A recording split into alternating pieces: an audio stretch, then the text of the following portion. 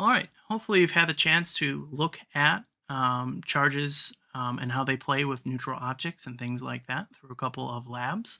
Now we're going to be looking at polarization, which is the thing, what is actually happening to these charges to allow a charged object to be attracted to a neutrally charged object. So here we have a neutrally charged can. You can see that it has even amounts of positive charges and neutral charges throughout it, so it's neutrally charged. Yet, if I take a negatively charged rod to it, what you'll notice is all of the negative charges inside the can move to one side. Now, keep in mind that cans are conductors, so those electrons can move around really easily. So all of those electrons move from their original positions off to one side, away from the neutrally charged rod. Now, what happens at this point is we have a very positively charged surface over here next to a negatively charged rod. So what's going to happen? Well, it's going to be attracted to the rod. Even though if it's neutrally charged, it makes the one side of it positively charged, so we get in a force of attraction here. And this is what we refer to as polarization, which is the separation of charge due to charged objects nearby. This will work the same way if it was a positively charged rod. All of the electrons would have moved over to the one side to get close to the positively charged rod. And again, because we have two opposite charges next to each other, the very negatively charged can and the positively charged rod, you would have them attracted to each other. And again, it's the can is still staying. If you count the number of negative charges, there's still the same amount of charges in the can. Those charges are just moving from one side to the other, so the force on the can changes, and you can get the can to roll around if you wanted to. The elementary charge. Now, when we've discussed charges in the past in chemistry, we often use the unit the elementary charge, which is defined as the charge of a proton or an electron. Now, one thing that you probably didn't realize is that this elementary charge is in fact a unit. And it's a very useful unit for chemistry and for physics down at the atomic level, where you're working with charges that are, well, one electron moving around or one proton interacting with things. However, when we go and start looking at a macroscopic object, we're generally not talking about like one or two charges. We're generally talking about on the order of billions of charges moving around from one place to another. So this unit becomes less useful. The SI unit, the official metric system unit for charge, is not the elementary charge. It's instead the coulomb, given by a capital C. So when we have these three positive elementary charges here, which would be something like 3 protons would have that, we would often need to convert it into coulombs to be able to use our formulas. It's always a good idea within our formulas to use the metric system. So if we have an electron, it has a charge of negative 1.6 times 10 to the minus 19 coulombs.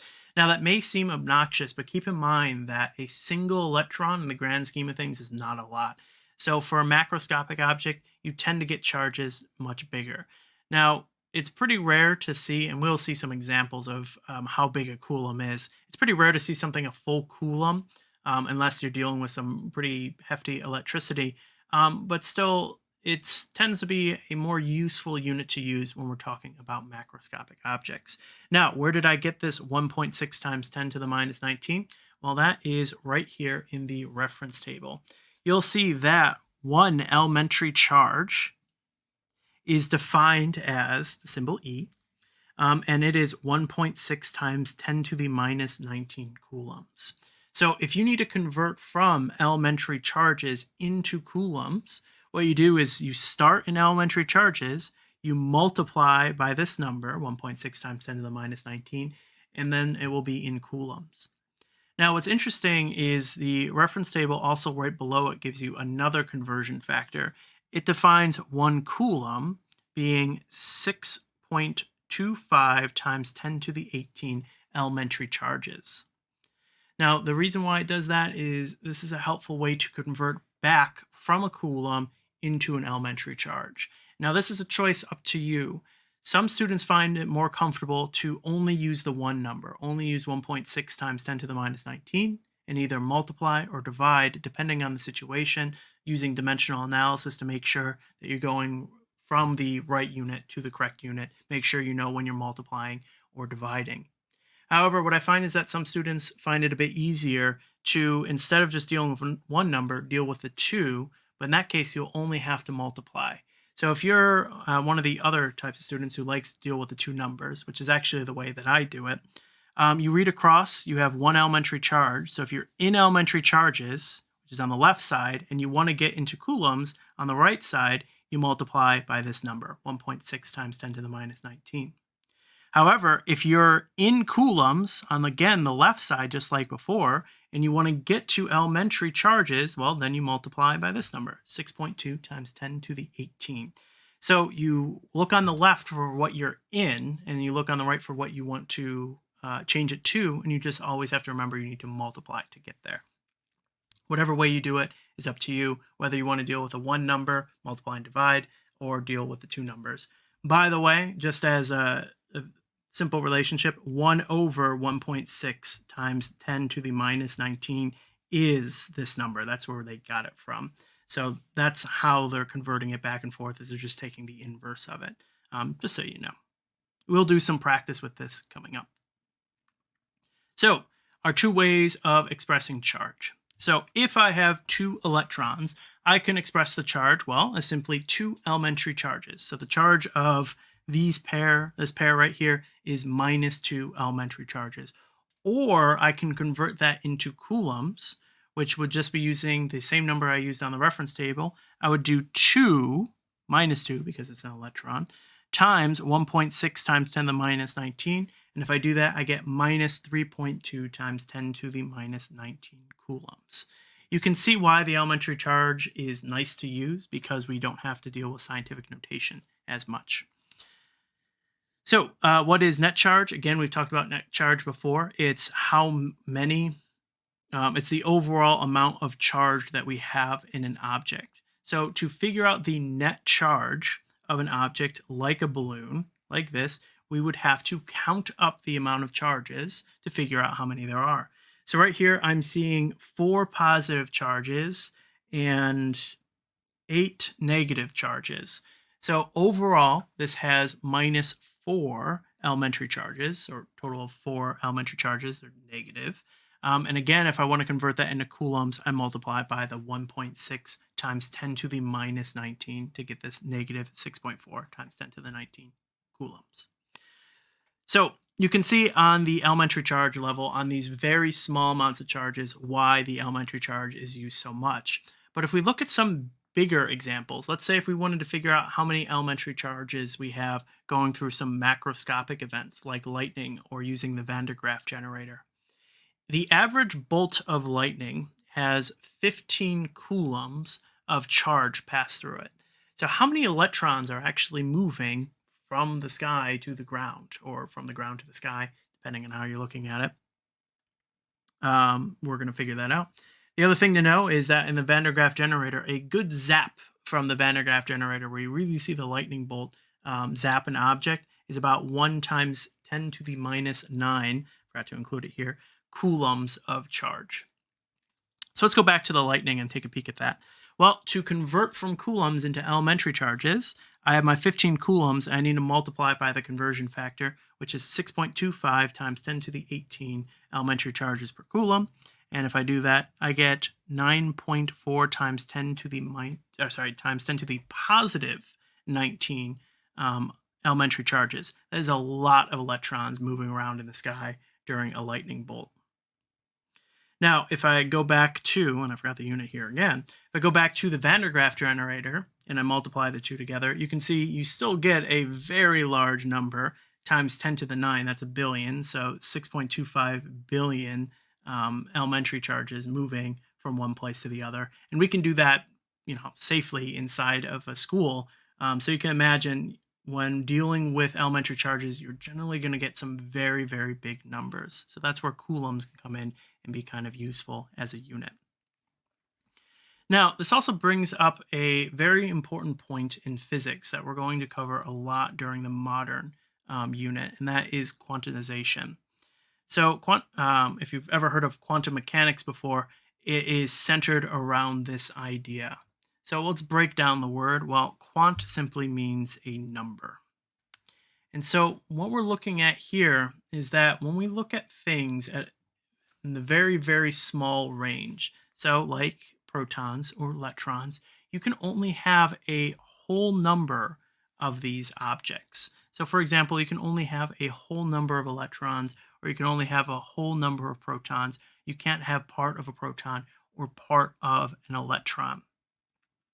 This means that there can only be a set number of charges. So, in other words, you can't have something like 1.2 elementary charges because protons or electrons don't break down like that. You can't have 54.6 elementary charges because you can't have zero point 0.6 of a charge. But you can have 54 charges, you can have 58 charges, whatever, as long as it's a whole number in elementary units. It's going to break down into these exact steps. Now, this leads to some very, very strange rules, and that's what quantum mechanics is all about, where because you can no longer have very nice and smooth numbers like we do on the macroscopic level, instead you have these quick jumps that occur. It can lead to some strange effects, which is what quantum mechanics is all about. So, the important thing to note here is we will often be looking at charges in coulombs.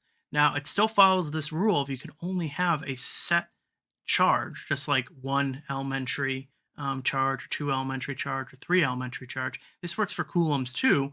You can only have a net charge that's a multiple of 1.6 times 10 to the minus 19 coulombs, which is what one elementary charge is. You can't have anything less than that because you can't have anything less than, let's say, an electron. So this is going to be our most basic level of charges, and all of them are going to be multiples of that. Now, of course, there's also quarks in here as well, which is when you start getting fractional charges, but it still follows the rule as a whole. Not too important for this case. Now, that means that all of our charges that we're going to see have to be multiples of this. Now, this will only be notable, again, when we're talking about things on the small level. So for our lightning bolt example, when we're talking about something macroscopic, something on the big scale, this really won't come into play. But when we're talking about something on the atomic level, this is a very important thing to keep in mind. A very common question that we'll see is this net charge allowed or is it not? If you're in coulombs, you're going to have to convert to elementary bolts, excuse me. You're going to have to convert to elementary charges to determine whether it is possible or not. So let's do this very quick. All you have to do is take your numbers and you can either divide it by the 1.6 times 10 to the minus 19, or if you want to, you could multiply it by 6.25 times 10 to the 18. The choice is up to you on what you want to do. So this one, if I do this division out, I believe this is a whole number. Let me just grab my calculator. 1 second. All right. So when I do that math out, I will get 6 elementary charges, which means yes, this is possible because it's a whole number. If I do this math out, I will get 4.3 and some decimals after that elementary charges, which means no, that's not possible to have. This one, you can tell right away, no conversions necessary. It's already in elementary charges. You can quickly see it's not a whole number, so that one will not do. And then, of course, this one over here, if I divide it by that 1.6 times 10 to the minus 19, you can quickly tell you're going to get one elementary charge, -1 in this case, and that is allowed. So we got a whole number there. So these questions are very common. All you have to do is, if you're in coulombs, convert it into elementary charges. If you're already in elementary charges, then it's very fast to do. You just have to quickly look at it. So charges in conductors, kind of changing directions a little bit. If we have conductors that are both charged, or even if one's neutral and one's not, keep in mind with a conductor, charges can freely move within them, which means they can also jump from one object to another quite easily. So if I have two objects that are charged, if I get them to touch each other, then what will happen is the charges don't want to be around each other. If we have very negatively charges, they want to basically be as far apart from each other as possible. They'll try to spread out evenly among the objects. So if I bring these two objects to eventually touch each other, what you'll end up with is the average between the two, between them. So if we over here we have 4, so we have 4 over here, and over here we have 2. We take the average of 4 and 2, and what you'll end up with is 3 charges on one and 3 charges on the other, because they want to spread out. They want to be as even as possible across the two objects. Now, if you were to separate those two objects again, they will remain with 3 and 3. Okay. That's all I wanted to cover today in charges. You can see here we have a variety of whiteboard problems. So I'm going to go over them very, very quickly. But the basic idea behind charge is we're going to be looking at which charges are allowed, how charges work and affect objects nearby, and then the fact that when in conductors they touch, they average out. So those are kind of the main things we're going to be focusing on right here. So our first question, we're doing another, are these charges possible again? And we have several different choices. Right away, I'm looking at the elementary charges. I know that 3.2 isn't going to work because it's not a whole number. And I'm looking at 6, and I know it will work because it is a whole number. Now for the coulombs, I'm going to have to do a little bit of math to figure that out. So I'm going to divide it by 1.6 times 10 to the minus 19.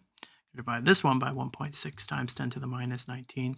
And if I do that, I'm going to get 5 elementary charges here, and here I'm going to get some incorrect fraction, a little bit over 2. So 2 point, let's just say 3 for argument's sake, and that is not possible for elementary charges. So 1 and 4 are the answers there.